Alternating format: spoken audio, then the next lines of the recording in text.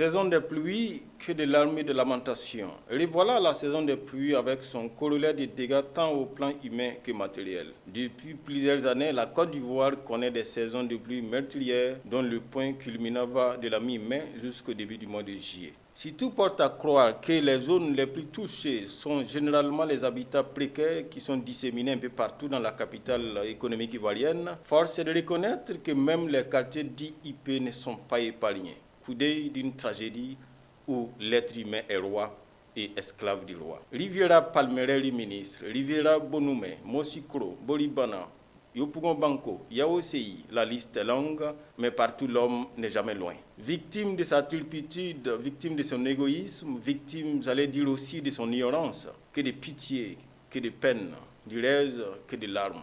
Mais pourquoi ? Tout ça pourquoi autorités et population s'empoignent et s'accusent, et pourtant tous coupables. Construction anarchique au mépris de toute légalité, caniveau bouché, lotissement fantaisiste, corruption, laxisme, tels sont les chefs d'inculpation qu'on peut dresser contre la société, notre société. Nous ne voulons pas être des oiseaux de mauvaise augure, mais bientôt, hélas, nous allons, comme toutes les années passées, entendre les bruits des sirènes des sapeurs-pompiers et aussi des voitures ministérielles qui vont au chevet des familles éplorées.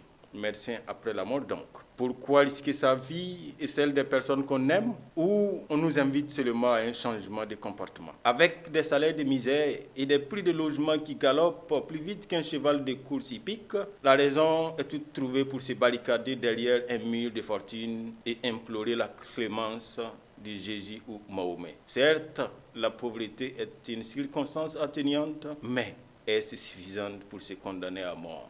Aux autorités, nous les exhortons, bien que le risque zéro n'existe pas, de prendre des mesures pérennes pour minimiser les risques et de se mettre à l'idée que le bâton, à lui tout seul, ne saurait suffire pour endiguer un phénomène de cette nature. À la population, surtout les plus démunis, de mesurer toute la dangerosité des risques qu'elle encourt. La vie vaut mieux que toutes les richesses du monde car elle précède celle-ci. Alors, comme disait l'autre, quand on ne connaît pas les gestes qui sauvent, mieux vaut éviter celui qui tue. Eh bien, vous l'aurez compris, mesdames et messieurs. Fidèles téléspectateurs, amis de la toile, c'était le coup d'œil sociétal de la rédaction de CLM TV. À la semaine prochaine pour un autre numéro du Grand Dossier. Même heure, même chaîne. D'ici là, portez-vous bien.